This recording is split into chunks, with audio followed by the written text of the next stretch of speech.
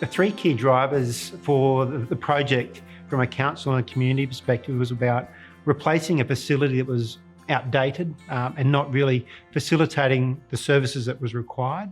Also looking at providing a safe opportunity for visitors to view the heritage-listed Glasshouse Mountains. And thirdly, trying to capitalise on the opportunities to engage and educate our local community with the rainforest itself.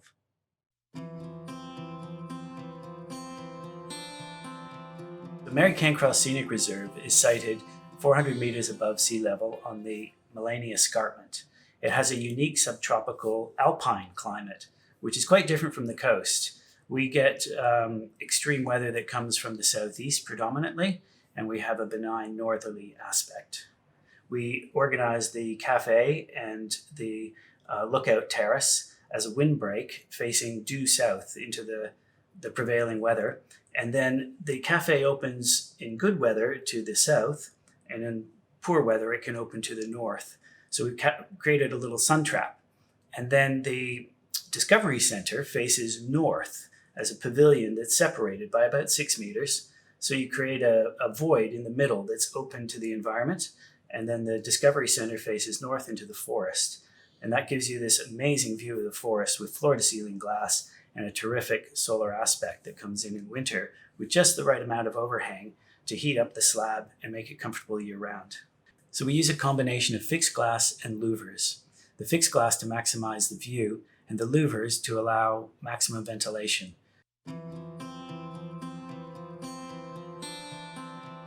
The building itself isn't the thing that is the attractor to the site, it's the site itself. So a key part of the design was to actually make the visual impact of the building less. So we worked with the existing stands of trees that were on the site to shield the building from view.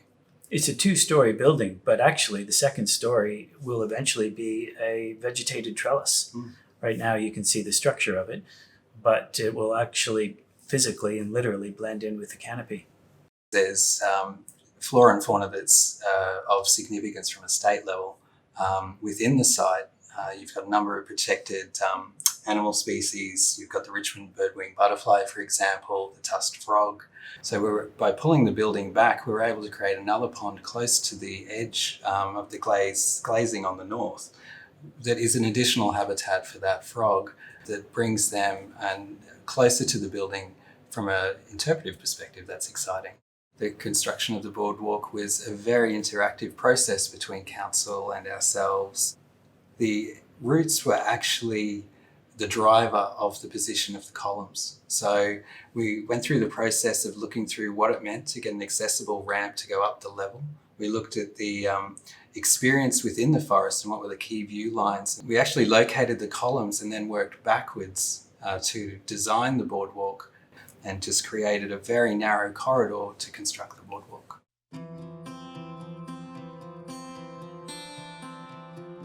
A number of local advisory groups were established, which were a checkpoint in the local community to ascertain the appetite for what was being proposed, because it was a considerable change as to what was here previously, and there was a lot of connection from the local community in Mary Cairncross.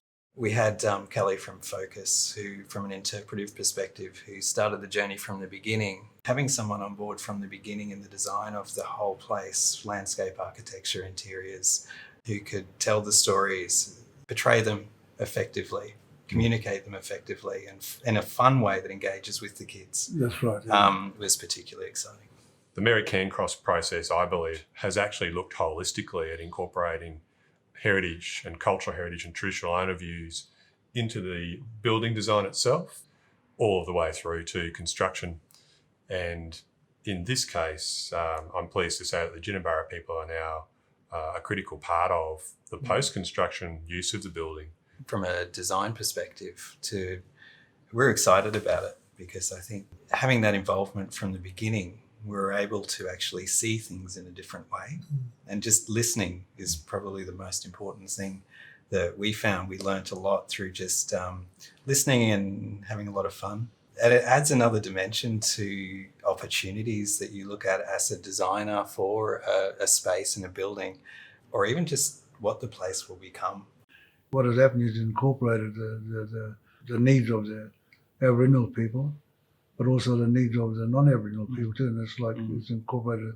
It's like a community centre where it's all about reconciliation. See, the interest that this place has created, and then like we take every opportunity to come up here and be part of it. And it's all about us coming together and being part of something that's very special. Like in our day, we used to call them corroborees, where we used to all come together and have celebration. Now, this place here it symbolises a corroboree. Like we call it a community centre now, where everybody comes together from everywhere, all over the place, tourists and everybody, and to enjoy themselves and appreciate what has been built here for the benefit of the community, not of just one or two people or one group of people, just for everybody. And that's important.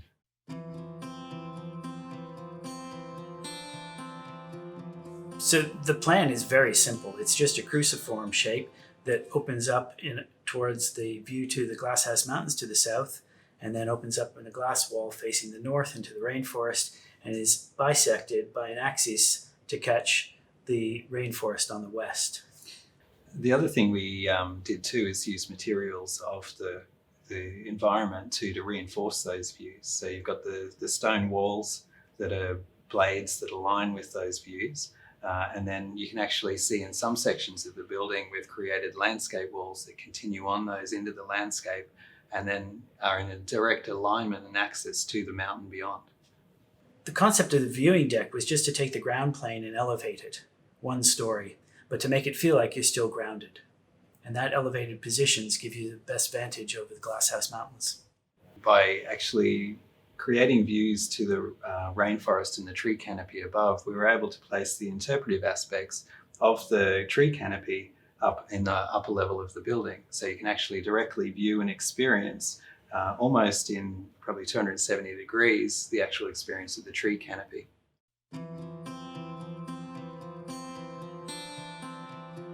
The design of the building was inspired by its natural setting, which is so unique. The Glasshouse Mountains make this dark bluey black shade in the distance, and we picked up on that color, and we picked up literally on the stone. So we used the basalt to form the anchoring blade walls, which organize the view and the main structure of the building.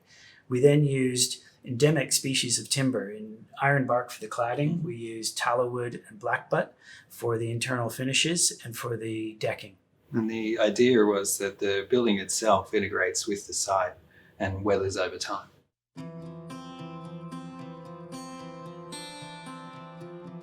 One of the key aspects of the design of the centre was creating a space where you weren't actually entering to the face of a building. You're actually entering into the precinct, if you like, between the two buildings with the view as the focus.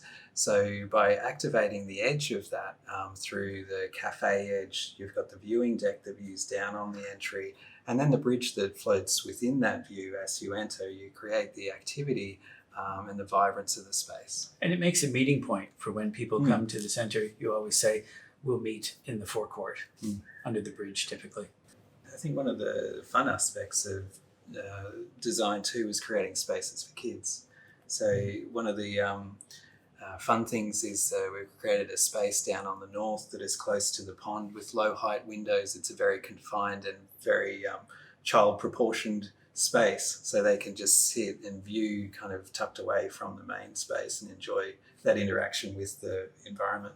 One of the key outcomes we were after was for all aspects of the Rainforest Discovery Centre, the cafe, to be accessible. So with a combination between the boardwalk and the lift and the subtle changes in level, we were able to achieve that.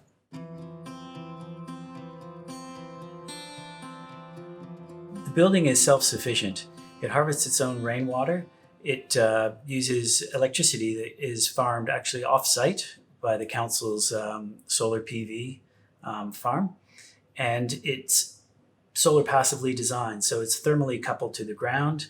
It has no heating and cooling except for two small sections of the building, but generally it's passively heated and cooled.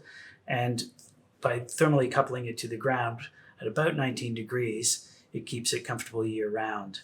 The ventilation also adds to that. That was a fundamental part of the resilience of this building, is not relying on reticulated water. It manages its own sewage as well. This is typical for sites up in Mullaney that are in a rural setting like this.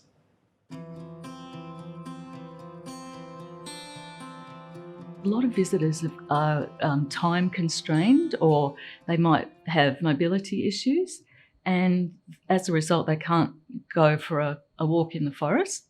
Whereas now we have an elevated walkway which starts inside the building and goes around into the forest, and it's quite quick and easy for them to access, so that actually enhances their experience. And another example would be the viewing platform overlooking the Glasshouse Mountains means that people no longer need to run across the road and don't even need to leave the reserve, and they can get those wonderful views of the Glasshouse Mountains. It's certainly been an interesting journey, having been here now for 5 years, looking at the visitation prior to the construction of this building being 75,000 to where we are now, just short of 200,000. It's quite remarkable of how the building has facilitated and enabled that process to take place.